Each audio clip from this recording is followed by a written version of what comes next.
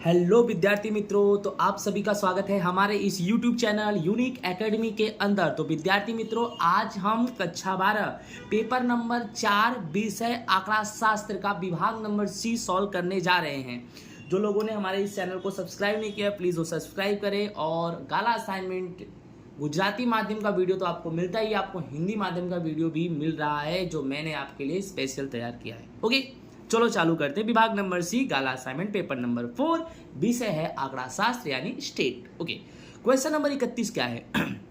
वर्ष 2015 और वर्ष 2016 के थोक मूल्य का सूचकांक 150.2 और 165.7 है। इन दोनों वर्ष के सूचकांक का उपयोग करके मुद्रास्फीति दर ज्ञात करना है। क्या ज्ञात करना है? मुद्रास्फीति दर। सबसे पहले बेटा 2015 का सूचकांक कितना है? 150.2 और 16 का कितना है? 165.7। तो ये क्लियर करो, 2015 को कौन सा वर्ष मानेंगे? आधार वर्ष। और 2016 को कौन सा मानेंगे? चालू वर्ष। हमेशा याद रखना, जो वर्ष कम होता है उसे आधार वर्ष मानते हैं और जो वर्ष ज्यादा होता है उसे चालू वर्ष मानते हैं। तो 15 और 16 में कम कौन है बेटा? 15। तो 15 को कौन सा वर्ष मानेंगे? आधार वर्ष। अब हमें ज्ञात क्या करना है बेटा? कि मुद्रास्फीति दर ज्ञात करना है। तो सबसे पहले हमें मुद्रास्फीति दर का सूत्र पता होना चाहिए। मुद्रास्फीति दर का सूत्र है चालू वर्ष के थोक मूल्य का सूचकांक माइनस गत वर्ष के थोक मूल्य का सूचकांक बटे में गत वर्ष के थोक मूल्य का सूचकांक और गुणे में बेटा 100। सबसे पहले याद रखना बेटा, गत वर्ष का मतलब क्या होता है? गत वर्ष का मतलब होता है आधार वर्ष। गत वर्ष का मतलब क्या होता है? आधार वर्ष। तो आपको अच्छे से मालूम है।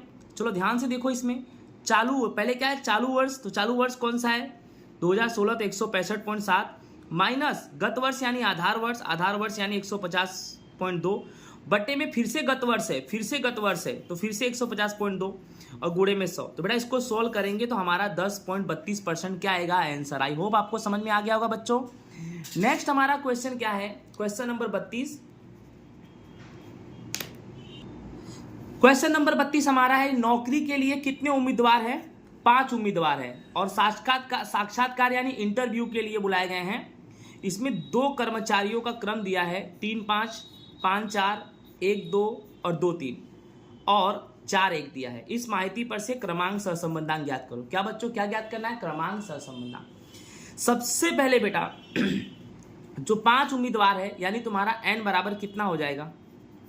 5। n बराबर कितना हो जाएगा? 5। अब 2 कर्मचारियों का क्रम दिया है बेटा, क्रम यानी r रेंज। तो याद रखना, जैसे 3 और 5 है तो 3 तुम्हारा क्या हो जाएगा? rx और 5 क्या हो जाएगा? ry। यानी हमेशा पहले वाले को rx और बाद वाले को ry। तो सबसे पहले कोष्टक बनाएंगे। कोष्टक कैसा होगा हमारा? ध्यान दो। कोष्टक हमारा होगा उम्मीदवार 1, उम्मीदवार का पहला कोष्टक, फिर दूसरा rx, तीसरा ry। उम्मीदवार कितने हैं हमारे? 5। तो 1 2 3 4 5 लिख दिया। और rx यानी सब में पहला वाला 3 5 1 2 4, देख लो 3 5 1 2 4। और बेटा ry यानी सब में दूसरा वाला 5 4 2 3 1, 5 4 2 3 1। rx ry हो गया। अब क्या निकालेंगे? डी का सूत्र क्या होता है? rx minus ry। 3 में से 5 गया -2, 5 में से 4 गया 1, 1 में से 2 गया -1, 2 में से 3 गया -1, 4 में से 1 गया 3। डन। अब क्या निकालेंगे हम लास्ट में? डी स्क्वायर यानी 2 का स्क्वायर 4, 1 का स्क्वायर 1, -1 का स्क्वायर 1, -1 का स्क्वायर 1, 3 का स्क्वायर 9। ठीक है, इन सबको जोड़ देंगे तो कितना आएगा? 16 आएगा। डी स्क्वायर कितना आएगा? 16। अब आर का सूत्र क्या होता है? क्रमांक सहसंबंधांक में आर का सूत्र 1 - 6 सिग्मा डी स्क्वायर बटे में n कोष्टक में n स्क्वायर -1। पहले लिखेंगे 1 - 6 गुणे डी स्क्वायर कितना निकला तुम्हारा? 16। अब n तुम्हारा कितना है? आपको अच्छे से मालूम है, n तुम्हारा 5 उम्मीदवार है तो 5, फिर 5 का n का स्क्वायर यानी 5 का स्क्वायर कितना हो जाएगा? 25 - 1, फिर 1, 6 में 16 का गुणा करेंगे कितना आएगा? 96, फिर 5 गुणे 25 में से 1 गया कितना आएगा बच्चों? 24, फिर 1 - 96, 24 गुणे 5 करेंगे कितना आएगा? 120। ओके बेटा, फिर क्या करेंगे? 1 - 96 में 120 का भाग देंगे तो 0.8 आएगा और 1 में से 0.8 घटाएंगे तो हमारा 0.20 तुम्हारा क्या आ जाएगा बच्चों? आंसर। ओके, नेक्स्ट हमारा क्वेश्चन क्या है? जहां x बार 30 हो, y बार 20 हो, b बराबर 0.6 हो तो y का x पर नियत संबंध रेखा का अंतःखंड ज्ञात करो और रेखा का समीकरण भी लिखो।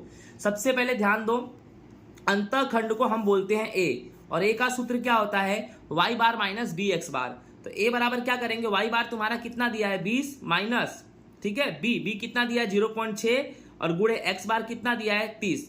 तो क्या करेंगे 20 माइनस 0.6 का 30 में गुणा करेंगे कितना आएगा 18, 20 में से 18 गया 2, यानी अंतःखंड तुम्हारा a बराबर कितना आ गया 2 आ गया।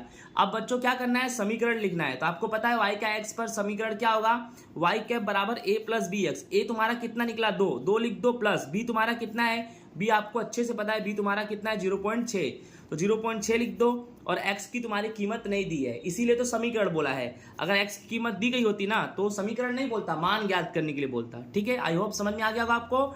नेक्स्ट चलते हैं, नेक्स्ट क्वेश्चन क्या है हमारा, मौसमी घटक या चक्री घटक से किस तरह से अलग है। तो सिंपल सी बात है भाई कि मौसमी घटक का समय काल कैसा होता है, निश्चित होता है, और चक्री घटक का समय काल निश्चित नहीं होता है, तो अलग तो होगा ही।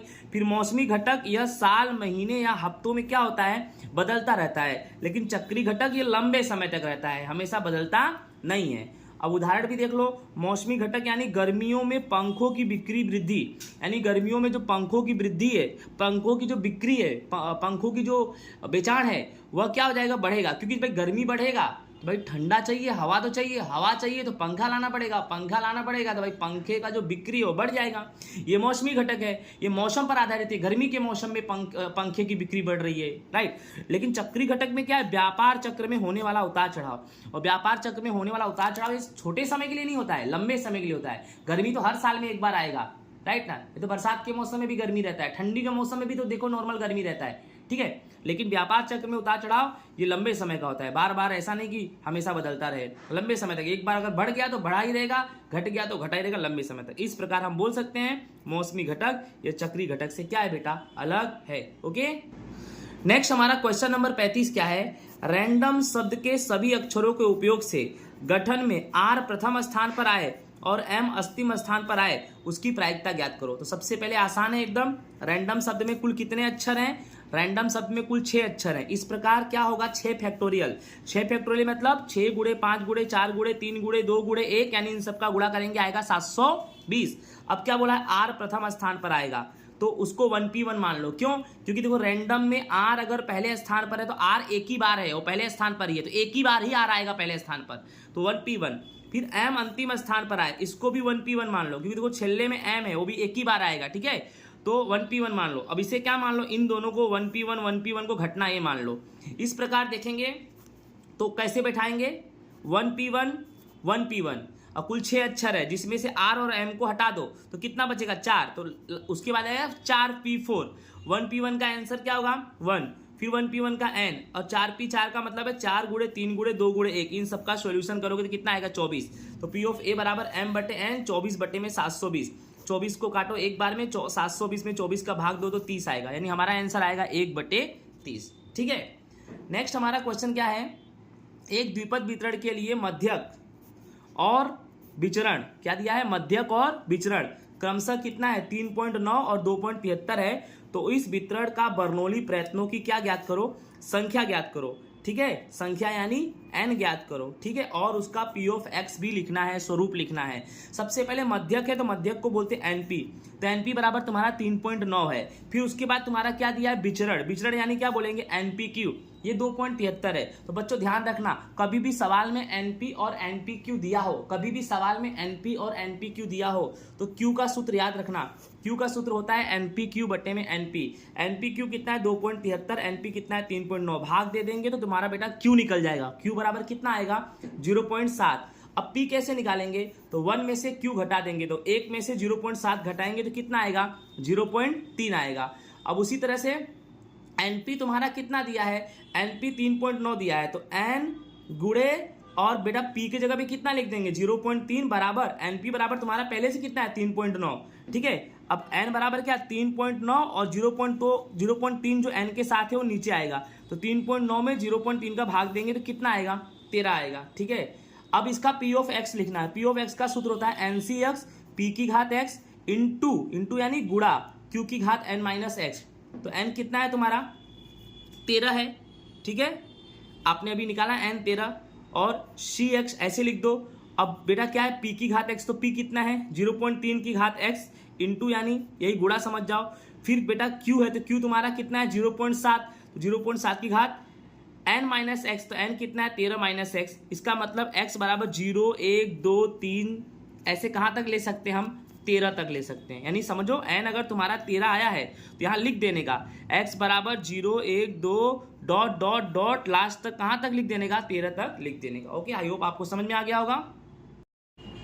नेक्स्ट हमारा क्वेश्चन नंबर 37 है कि लक्ष्य के गुणाकार और भागाकार के कार्य के नियम बताओ। तो सबसे पहले बच्चों गुणाकार का नियम क्या होता है, लीम एक्स ए कोष्टक में एफ एक्स गुणे में जी एक्स बराबर एल गुणे एम। ठीक है, यहां पर क्या लिखा हूं, दो फलनों के गुणाकार का लक्ष्य उन दो फलनों के लक्ष्य के गुणाकार जितना होता है। अर्थात दो फलन का जो गुणाकार होगा उसका लक्ष्य दोनों फलन के लक्ष्य के गुणाकार जितना ही होता है। ठीक है, अब दूसरा नंबर कौन सा है, भागाकार का नियम। तो लीम एक्स ए कोष्टक में एफ एक्स के बट्टे में जी एक्स एल बट्टे में M, M naught belongs zero, यानी एम कभी जीरो नहीं होगा ऐसा। इसमें क्या लिखना है कि दो फलनों के गुणा भागाकार का लक्ष्य उनके लक्ष्य के भागाकार के बराबर होता है। यहां हर एक फलन लक्ष्य शून्य नहीं होना चाहिए, यानी एम जो तुम्हारा है जीरो नहीं होना चाहिए। नेक्स्ट हमारा क्वेश्चन क्या है,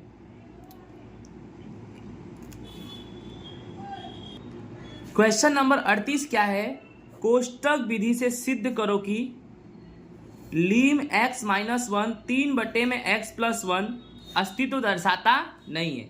सबसे पहले यहां पर एफ एक्स बराबर 3 बटे में एक्स प्लस 1 दिया है और एक्स तुम्हारा कितना है बच्चों, -1 है। तो पहले तो -1 के नजदीक के पास के मूल्यों को लेकर सारणी बनाएंगे, -1 के एक बार नजदीक और एक बार दूर। तो -1 और इसका कोष्टक कैसे बनेगा ध्यान दो, पहले कोष्टक में बनेगा x फिर एफ एक्स फिर x फिर एफ एक्स। पहले वाले x में क्या करेंगे, -1 से पास में जाएंगे और दूसरे वाले में -1 से दूर में जाएंगे। तो पहले वाला x देखो ध्यान से, -1 के पास जाना है तो -1 के पास जाओ, यानी आप -1 के पास आ रहे हो तो -0.9 -0.99 -0.999 -0.4 याद कर लो, कभी भी -1 आए उसके पास में जाना हो तो यही आएगा। ठीक है, फिर दूसरे वाले x में क्या करेंगे, -1 से दूर जाएंगे। तो दूर जाना है तो थोड़ा दूर जाओ भाई, तो -1 तो है ही, तो -1.1 -1.01 -1.001 -1.001 इसको रट लो और कोई दूसरा चारा नहीं है। ठीक है, अब क्या करना है, ये एफ एक्स कैसे निकलेगा, एकदम आसान है, टेंशन लेने का नहीं। आप कैलकुलेटर चलाते हो, आप कैलकुलेटर में सोल्व करना समझ जाओगे। देखो ध्यान से, सबसे पहले तुम्हारा x कितना है, एक बताऊंगा सब कर लेना। x तुम्हारा है -0.9, तो आपको करना क्या है, यहां पर देखो एफ एक्स तुम्हारा लिखा है, तो जैसे आप समझो कि 3 बटे में x कितना लेना है, -0.9 प्लस कितना बेटा 1, यानी इसको आपको सॉल्व करना है। 3 को पहले तो -0.9 में से 1 घटा दो, जो भी आएगा उसको 3 से भाग दे दो, तो आपका आंसर निकल जाएगा, आपका आंसर निकलेगा -30। इस तरह से आपको एफ एक्स ज्ञात करना है। दूसरे वाले में भी सेम है, आपको करना क्या है, सिर्फ -0.9 के जगह पे कितना रख देने का, -1.1, बाकी सॉल्यूशन सब है। जैसे इसमें अभी -0.9 रखा, फिर इसके बाद ये रखोगे, फिर ये रखोगे, फिर ये रखोगे, और जब ये वाला एफ एक्स सोल्व करोगे तो ये सब एक्स की जगह पे रखोगे। ओके, तो इसमें देखो ये भी सेम है और ये भी सेम है। अब यहाँ पर क्या लिखा है कि सारणी से स्पष्ट होता है कि x के मूल्य में कमी वृद्धि करने के बाद भी एफ एक्स के मूल्य में कोई निश्चित संख्या की ओर नहीं जा रही है, इसलिए यह फलन अस्तित्व में नहीं है। सारणी से स्पष्ट होता है कि x के मूल्य में कमी वृद्धि करने के बाद एफ एक्स का मूल्य किसी निश्चित मूल्य की संख्या की ओर नहीं जाती है, इसलिए यह फलन अस्तित्व में नहीं है। ओके, आई होप आपको ये सवाल अच्छे से समझ में आ गया होगा। नेक्स्ट हमारा लास्ट क्वेश्चन है, विधेय y बराबर 3 + 2x, ये बेटा माइनस है, 3 + 2x - 7x²। ठीक है, सबसे पहले क्या करना है, यहाँ पे लिखा है कि x बराबर -4 और x बराबर 4 बढ़ता हुआ और घटता हुआ विधेय है, बताओ। यानी -4 और 4 को कीमत रखने के बाद सॉल्व करके बताना है कि कौन घटता है कौन बढ़ता है। तो सबसे आसान सवाल है, पहले y बराबर 3 + 2x - 7x² दिया है, तो सबसे पहले हमें क्या करना है, dy/dx फाइंड करना है। क्या फाइंड करना है, dy/dx। तो बेटा 3 अचल पद है, उसका उत्तर क्या हो जाएगा 0 प्लस 2x का कितना हो जाएगा 2, मैंने आपको बताया था 2x यानी इसकी घात कितनी है 1, 1 का गुणा 2 में करेंगे 2, अब 1 की जगह 0 हो जाएगा तो इस x की कोई वैल्यू नहीं देगी, तो सिर्फ 2 बचेगा, यानी 2 माइनस 2 साथ कितना हो जाएगा 14 और x का घात 1 यानी x यानी 14x बचेगा। ठीक है, अब dy/dx कितना आया, 0 में 2 जोड़ेंगे तो कितना आएगा 2 माइनस 14x। अब करना क्या है, एक बार x बराबर -4 यानी 2 माइनस 14x के जगह पे क्या करेंगे -4, तो 2 माइनस 14 चौके 56 -56 माइनस माइनस प्लस, तो कितना आया 58। तो ये 58 जीरो से क्या है बेटा बड़ा है, यानी x बराबर -4 आगे का फलन बढ़ता है, क्योंकि बड़ा है, जीरो से बड़ा तो आगे का बढ़ता है, ठीक है। बाकी छोटा होगा तो आगे का घटता है, ठीक है। अब दूसरा लेना है, x बराबर फिर से 4 लेना है, तो 2 माइनस 14 और x के जगह पे क्या ले लेंगे 4 बराबर 2 माइनस 14 चौके 56, 2 में से 56 गए तो -54 आएगा, यानी -54 जीरो से छोटा है, यानी x बराबर 4 आगे का फलन घटता है। ओके बच्चों, इसी के साथ ये हमारा पेपर होता है पूरा। धन्यवाद, राधे राधे।